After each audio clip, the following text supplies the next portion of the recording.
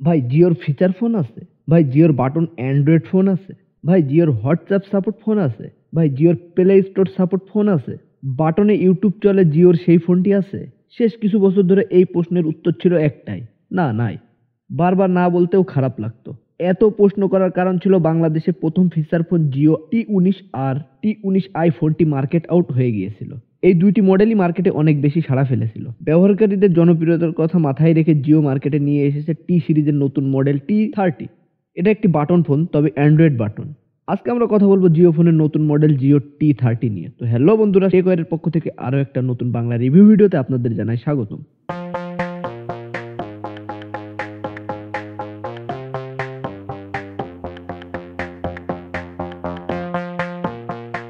এই হলো জিও T30 ফোনটির বক্স। বক্সটি অনেক ইউনিক আছে। এই বক্সটি নাথিং ফোনের বক্সের কথা মনে করায় দেয়। বক্সের এক পাশে থাকছে জিও T19 ফোনটি, নিচের দিকে থাকছে ওয়ারেন্টি কার্ড, ফোনের ব্যাটারি, সেই সাথে চার্জার, পুরো অ্যান্ড্রয়েড ফোনের চার্জারের মতন, টাইপ সি পোর্টের কেবল এবং চার্জিং হেড। ওকে, ব্যাটারি লাগিয়ে ফোনটি ওপেন করে নেব। তার আগে ফোনটির ডিজাইন নিয়ে একটু কথা বলে নিই। ফোনটির ডাইমেনশন থাকছে 135 লম্বায়, আড়াআড়ি থাকছে 58 আর থিকনেস থাকছে 12 সাইজটি অসাধারণ, তবে আর একটু স্লিম হলে ভালো হতো, সামান্য বেশি মোটা লাগছে। ফোনটি হ্যান্ডি আছে, সহজেই হাতের মধ্যে রাখা যাবে। এই ফোনটির পিছনের পাশের ডিজাইনে থাকছে ব্যতিক্রম। ফোনের ব্যাকচেলটি থাকছে ফ্ল্যাট, উপরের দিকে থাকছে 2 মেগাপিক্সেলের ডিজিটাল ক্যামেরা, তার পাশেই থাকছে ফ্ল্যাশ লাইট, নিচের দিকে থাকছে ক্যামেরার অনুকরণে একটি ডিজাইন, যদিও এটা ক্যামেরা না। সেই সাথে পাশের দিকে থাকছে স্পিকার কাটআউট, আর একদিকে নিচের দিকে থাকছে জিও ফোনের ব্র্যান্ডিং। ব্যাটারির নিচে থাকছে ডুয়েল মাইক্রো সিম আর এসডি কার্ডের ট্রে। ফোনের নিচের দিকে থাকছে টাইপ সি চার্জিং পোর্ট, বাম পাশে কিছুই থাকছে না, ডান পাশে থাকছে পাওয়ার বাটন আর ভলিউম বাটন, আর উপরের দিকে থাকছে হেডফোন জ্যাক। ফোনের সামনের দিকে থাকছে 2.8 inch TFT display, selfie camera, speaker cutout আর ডায়াল প্যাড। ডায়াল প্যাডে থাকছে সাধারণ ডায়াল প্যাডের মতো নম্বর কি আর কল রিসিভ আর ডায়ালের জন্য একটি বাটন, একটি ব্যাক বাটন, সেই সাথে ভয়েস অ্যাসিস্ট্যান্ট বাটন। এই বাটনটি চেপে ধরলে ভয়েস অ্যাসিস্ট্যান্ট কাজ করবে, সেই সাথে কোনো ফাংশনের উপর থাকা অবস্থায় সিঙ্গেল ক্লিক করলে ফাংশনটি ওপেনের কাজ করবে। পাওয়ার বাটন কিছু সময় চেপে ধরে রাখলে ফোনটি ওপেন হবে, তবে এটি ওপেন হতে বেশ কিছু সময় লাগবে।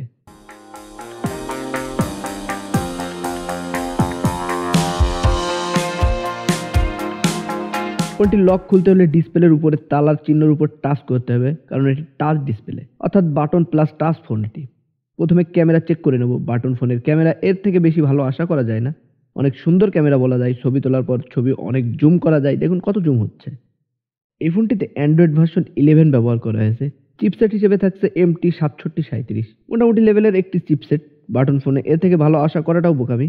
এই ফোনটির র্যাম থাকছে 1 GB, সেই সাথে রোম বা ফোন মেমোরি থাকছে 8 GB।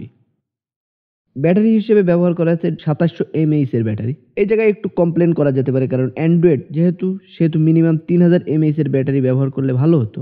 যাই হোক, এই ব্যাটারিতেও চার্জ ব্যাকআপ একেবারে খারাপ যাচ্ছে না। নর্মাল ব্যবহারে একদিন চার্জ ব্যাকআপ চলে যাচ্ছে, আর একটানা ব্যবহারে 5 ঘন্টার কিছু বেশি সময় চার্জ ব্যাকআপ পাওয়া যাচ্ছে। সেই হিসেবে একেবারে খারাপ না। এটা নতুন অবস্থার রিপোর্ট, কিছুদিন ব্যবহারের পরে কি হবে সেটা এখন বলতে পারছি না। 4G নেটওয়ার্ক সিস্টেম এটাতে থাকছে। ওয়াইফাই ব্যবহার করে এই ফোনটি চালাতে পারবেন, আবার ফোনের ডাটা ব্যবহার করেও চালাতে পারবেন। প্লে স্টোর যেহেতু সাপোর্ট আছে ফোনটিতে, সেহেতু imo, WhatsApp, YouTube, Facebook, TikTok, bKash সহ আরও অনেক অ্যাপস এটাতে রান করতে পারবেন। ফোনের সাথে YouTube, imo lite, WhatsApp, Google Chrome অ্যাপসগুলো ইনস্টল করা থাকছে, আর আপনি চাইলে প্রয়োজনীয় মাফিক অ্যাপস ইনস্টল করে নিতে পারবেন প্লে স্টোর থেকে। এখন আমরা ফোনটি একটু ব্যবহার করে দেখব।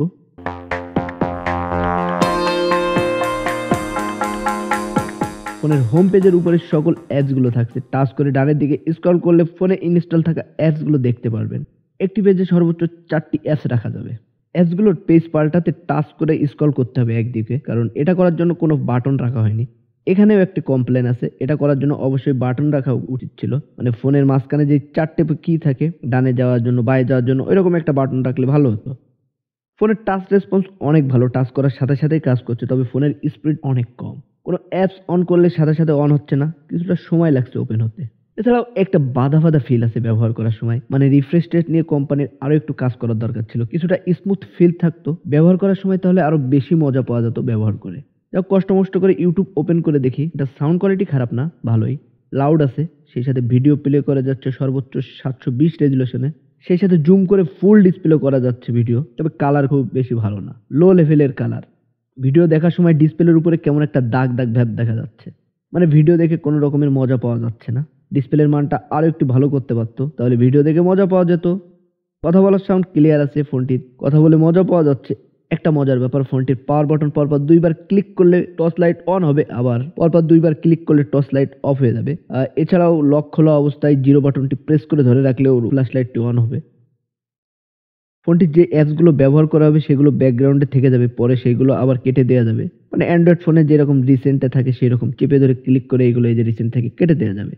ফোনটির অন্যতম একটি সমস্যা হলো এটাতে এমন কোনো বাটন নেই যেটার মাধ্যমে সরাসরি কোনো অ্যাপস থেকে বের হওয়া যাবে। ব্যাক বাটন দিয়ে বারবার ব্যাক করে কাটতে হচ্ছে অ্যাপসগুলো, যেটাও একটা সমস্যার ব্যাপার। একটা ব্যাক বাটন থাকতো আর একটা এমন কোনো বাটন থাকতো যেটাতে সরাসরি কেটে বের হওয়া যেত।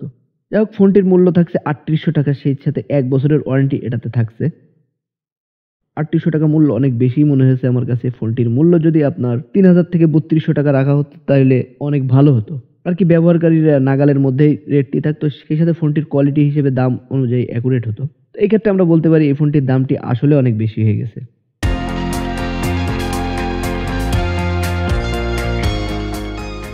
ফোনটি হ্যান্ডি, হাতের মধ্যে ধরে রাখলে একটা ফিল পাওয়া যাচ্ছে যে হাতে কিছু আছে, মজা পাওয়া যাচ্ছে আর কি। ফোনটি 2টি কালারে মার্কেট পাওয়া যাচ্ছে, একটা হচ্ছে ব্লু কালার আর একটা হচ্ছে গ্রিন কালার। 2টি ডিপ, একটা হচ্ছে মিডনাইট ব্লু সম্ভবত এটার নাম, আর একটা হচ্ছে মিডনাইট গ্রিন হবে হয়তো। তো এই 2টি কালারে এই ফোনটি পাওয়া যাচ্ছে মার্কেটে। তো আপনি চাইলে বাংলাদেশের যে কোনো প্রান্ত থেকে এই ফোনটি কিনতে পারবেন, কারণ জানেন জিও বাংলাদেশের যে কোনো প্রান্তেই পাওয়া যায়। বেশ কিছু বছর ধরে জিও মার্কেটে নিত্য নতুন সব মডেল এনে মার্কেটে নিজেদের একটা অবস্থান তৈরি করে নিয়েছে। সেই ধারাবাহিকতায় জিও T30 ফোনটি তারা নতুন করে মার্কেটে নিয়ে এসেছে। তাদের প্রথম মডেল T19 আর T19i এর উপর ব্যবহারকারীদের আগ্রহের কথা মাথায় রেখে। তো ফোনটি নিয়ে আসলে অনেক বেশি প্রত্যাশা ছিল, তো পুরোপুরি সেই প্রত্যাশা কোম্পানি পূরণ করতে পারেনি। প্রত্যাশার জায়গাটায় কিছুটা গ্যাপ থেকে গেছে, কিছুটা বলতে বেশ কিছু গ্যাপ থেকে গেছে ফোনটিতে। মানে আরো অনেক বেশি কিছু আশা করেছিলাম এই ফোনটিতে, সেই সাথে দামও নাগালের মধ্যে, মানে ৩০০০ টাকার মধ্যে হবে এমন আশা করেছিলাম। তো প্রত্যাশার জায়গা থেকে আসলে এই ফোনটি পুরোপুরি প্রত্যাশা পূরণ করতে পারেনি, সেই সাথে দামটিও অনেক বেশি রেখে ফেলেছে। তো এই ছিল আজকের ভিডিওটা ভালো লেগে থাকলে অবশ্যই ভিডিওটা একটি লাইক করবেন, সেই সাথে কমেন্টে আপনার মতামত জানাতে পারবেন। আর আপনি যদি আমাদের চ্যানেলে প্রথমবার এসে থাকেন তাহলে অবশ্যই চ্যানেলটি সাবস্ক্রাইব করবেন। তো দেখা হচ্ছে পরের কোনো ভিডিওতে, ততক্ষণ পর্যন্ত সুস্থ থাকুন। আসসালামু আলাইকুম।